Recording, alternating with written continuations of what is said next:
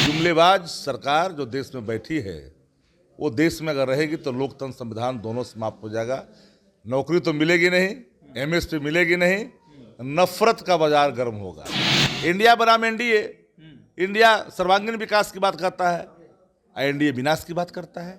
हम कलम की बात करते हैं, एनडीए तलवार की बात करती है। तो मस्त शब्द नहीं उच्चारण कर सकते हैं महंगाई का प्रधानमंत्री जी की भाषा डेली बदलती है, मिसफायर करता है। हम तो कहें कि 500 में सिलेंडर ही नहीं, अगर इंडिया गठबंधन की सरकार बन गई तो डीजल पेट्रोल की कीमत में सीधे 20 रुपये की गिरावट होगी, एक दिन के अंदर में होगी। राजनीति का जिनको ककहरे का ज्ञान नहीं वही ना बात करेंगे। 77 में कोई चेहरा था क्या? 89 में कोई चेहरा था क्या? राष्ट्रीय मोर्चा वाम मोर्चा की सरकार बनी थी, बीपी सिंह देश के प्रधानमंत्री थे, बने थे, कोई चेहरा था क्या? बहुत हुआ महंगाई की बार, बहुत हुआ बेरोजगारी की मार, अब नहीं चाहिए देश को मोदी सरकार। इस बार मोदी की कहर जो जहर बन कर करके आम जनता में समाया है, वो जहर इस बार निकालेगी आम जन, वोट देगी मोदी जी के खिलाफ। नमस्कार, आप लाइव सिटीज देख रहे हैं। आपके साथ मैं हूं वसीम खान। 2024 लोकसभा चुनाव सियासत गर्म है और इस वक्त हम अररिया में हैं। देखिए, लगातार हम तमाम तस्वीरें अपडेट कर रहे हैं और तस्वीरों में आप शक्ति सिंह यादव को देख रहे होंगे। देखिए, इस पूरे लोकसभा चुनाव की अगर हम बात करें और ख़ासतौर पर बिहार में 40 लोकसभा सीटें हैं, शक्ति सिंह यादव सुर्खियों में हैं।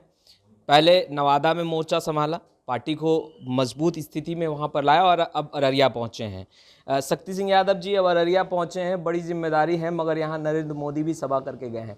क्या लग रहा है जनता के बीच? लगातार तमाम एनडीए के वरिष्ठ नेता अररिया पहुंच रहे हैं, ऐसे में चुनौती है?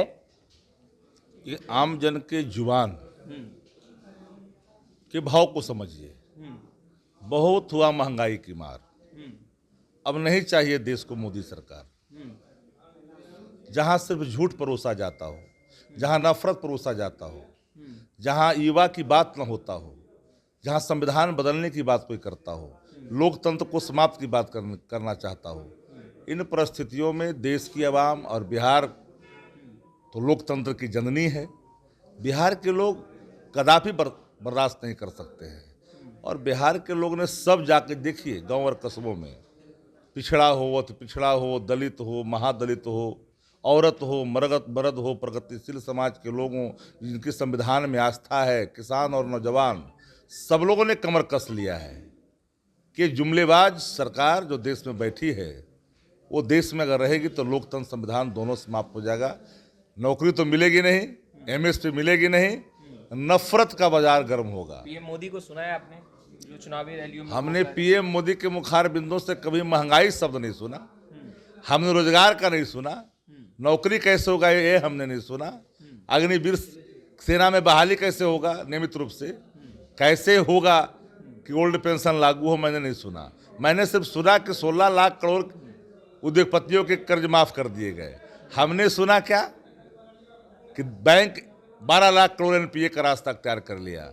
हमने देश के को विकसित राष्ट्र के रूप में इनका रोल, हमने कोई मॉडल नहीं देखा इनके हाथ में या इनके मुखार बिंदु। पीएम मोदी और केंद्रीय गृह मंत्री अमित शाह लगातार बिहार का दौरा कर रहे हैं और लगातार लोगों से कह रहे हैं कि वर्तमान स्थिति जो महागठबंधन की है उसे वो बदलना चाहते हैं। यानी कि आप लोग खुद अपने लिए, अपने फायदे के लिए आप लोग जो जनता के बीच जा रहे हैं और वोट मांग रहे हैं, तो क्या अपनी वर्तमान स्थिति बदलने के लिए आप लोग जा रहे हैं? एक बंदा, वो बंदा तेजस्वी यादव, जिन्होंने एक मॉडल लाया नौकरी का, एक मॉडल लाया विकास का, एक मॉडल लाया महंगाई कम करने का, एक मॉडल लाया मिडिल और नौकरी पाओ का।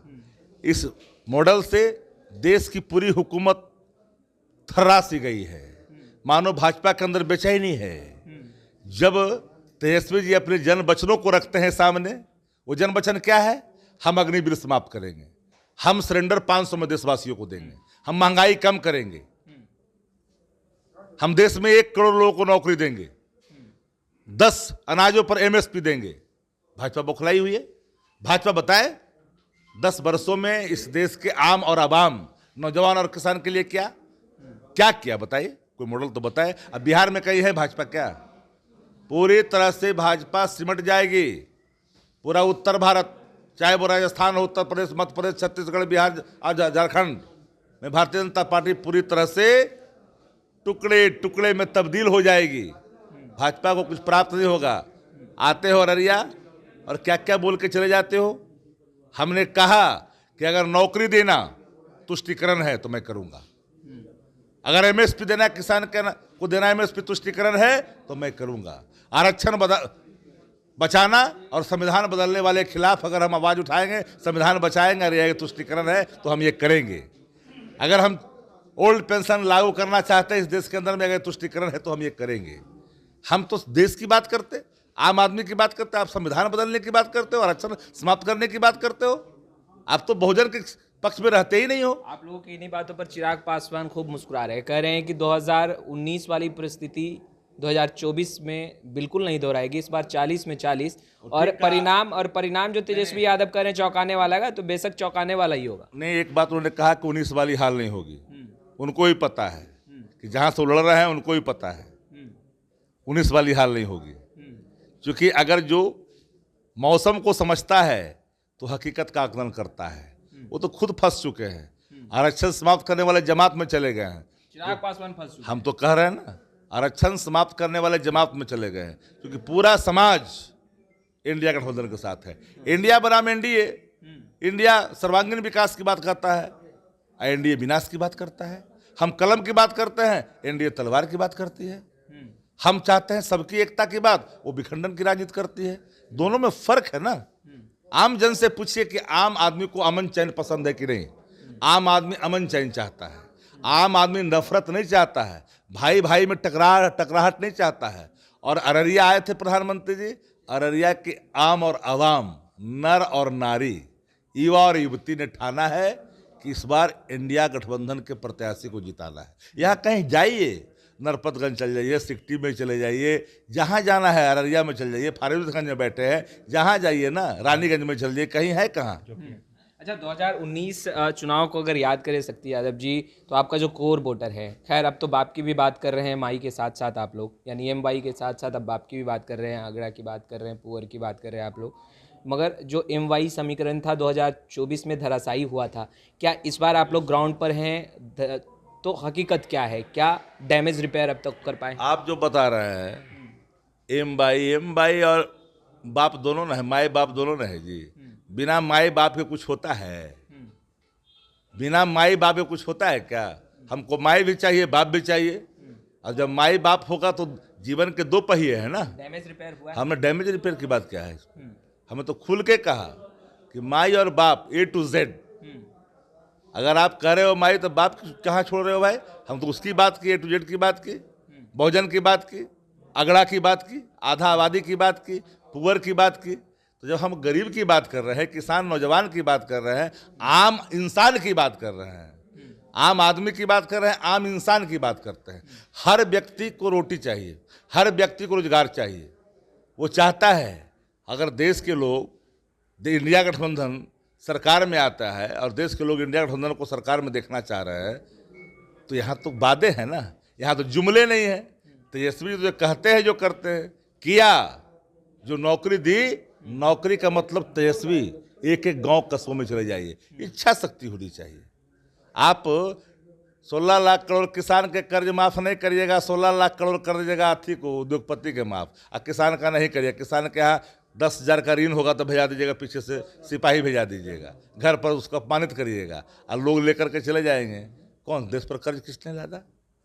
किसने लादा? आप तो हाईजेक करना चाहते हैं लोकतंत्र को।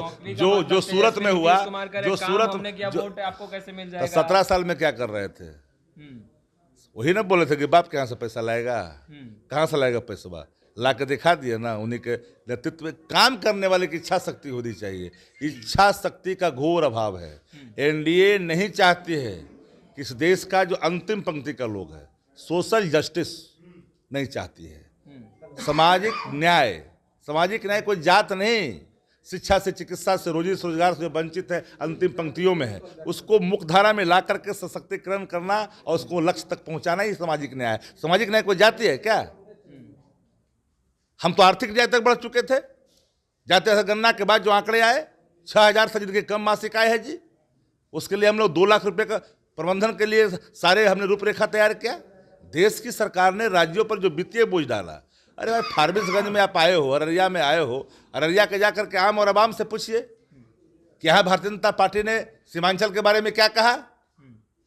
अलग से इनका हम बना देंगे, राज्य बना देंगे केंद्र शासित, के यहाँ कोई चुनाव नहीं हो। क्या कहा अमित शाह जी ने? क्या कहा? ये लोग तो नफरत की बात करते हैं। कभी भी भारतीय जनता पार्टी आम आदमी के सवाल पर बात नहीं करती। जब मत शब्द नहीं उच्चारण कर सकते महंगाई का प्रधानमंत्री जी की भाषा डेली बदलती है, मिसफायर करता है। कभी कहां तक चले जाते, कहीं मंगलसूत्र पर। अरे भाई, नोटबंदी में न जाने कितने को क्या आपने कर दिया, घर की सारी चीजें आपने समाप्त कर। नोटबंदी में लाभ लिया आपने, पूरे देश में आपने हर जिला में अपने कार्यालय खोल लिया, जमीन खरीद करके। पूरे देश में भारतीय जनता पार्टी हर जिले के अंदर में एक कार्यालय बना लिया नोटबंदी में। अब बात कर रहे हो, बात कर रहे हो मंगलसूत्र की। मंगलसूत्र का क्या मर्म होता है, क्या धर्म होता है, हर आदमी को समझना चाहिए। और मर्म और धर्म को आप गलियों में छोड़ देंगे, चौराहे पर छोड़ देंगे और उसकी बात करेंगे? नहीं। देश को चाहिए नौकरी, युवा को, किसान को चाहिए एमएसपी, आम आदमी को महंगाई से मुक्ति चाहिए। हम तो कहें कि 500 में सिलेंडर ही नहीं, अगर इंडिया गठबंधन की सरकार बन गई तो डीजल पेट्रोल की कीमत में सीधे 20 रुपए की गिरावट होगी, एक दिन के अंदर में होगी। ये फैसला न होता है। मोदी जी की गारंटी के सामने ये तमाम वादे। चाइनीज गारंटी, मोदी जी की क्या गारंटी है? मोदी जी की गारंटी नफरत की है। भाइयों बहनों, मोदी आएगा महंगाई कम होगा, हो गया कम। मोदी आएगा 2 करोड़ नौकरी मिलेगा, मिल गया क्या? मोदी जी ने आज तक जो वादा किया वो पकौड़े में तब्दील किया। एक वादे को अगर लागू करने का कोई अगर हमको दिखा दीजिए रिकॉर्ड तो जानू, एक वादा बता दीजिए लागू कर दिया। एक गारंटी क्या है? मोदी जी की गारंटी कुछ है? हमारे तेजस्वी जी ने कहा कि एक गारंटी ले लो कि नीतीश जी रहेंगे कि फिर जाएंगे पलट करके, यही गारंटी ले लो। चाइनीज गारंटी वालों के क्या? पीएम चेहरा फेस है नहीं, चुनावी मैदान में कूद गए, जनता से कह रहे हैं वोट दीजिए। राजनीति का जिनको ककहरे का ज्ञान है वही ना बात करेंगे। 77 में कोई चेहरा था क्या? 89 में कोई चेहरा था क्या? राष्ट्रीय मोर्चा, वाम मोर्चा की सरकार बनी थी, बीपी सिंह देश के प्रधानमंत्री थे, बने थे। कोई चेहरा था क्या? कोई चेहरा थे तो बता दीजिए। नरसिंह राव बने तो कोई चेहरा थे क्या? मनमोहन सिंह में तो कोई चेहरा थे क्या? फिर मैं बता रहा हूं कि इंडिया गठबंधन फिर देश में सरकार बनाएगी। राहुल गांधी को पीएम हम तो एक लाइन में कहा ना, सब बैठ कर करेंगे। हम फिर वही बात नहीं करेंगे। भाजपा जो करती है उनके पास तो कुछ है ही नहीं। एक तानाशाह है जो देश में तानाशाह थोपना चाहता। आप आए हैं पहले अररिया की बात करिए ना।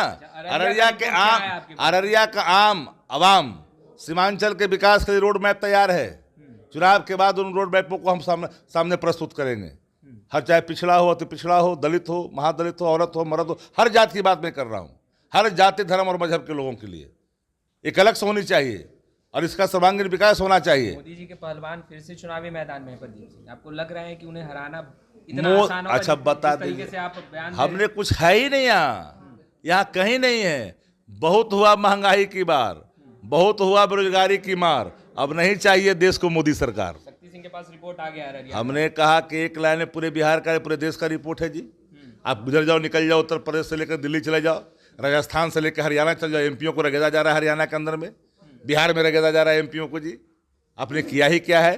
10 वर्षों में जिन लोगों ने जुमला परोस करके देश की जन भावना के साथ खेला है, इस बार मोदी की कहर जो जहर बन कर करके आम जनता में समाया है, वो जहर इस बार निकालेगी आम जन, वोट देगी मोदी जी के खिलाफ। एक कहर महंगाई का है, एक कहर बेरोजगारी का है, एक कहर समाज में नफरत का है, एक कहर पटिशन का है, धार्मिक उन्माद का है, भाषाई आतंक का है। उन जहरों से देश की जनता मुक्ति चाहती है।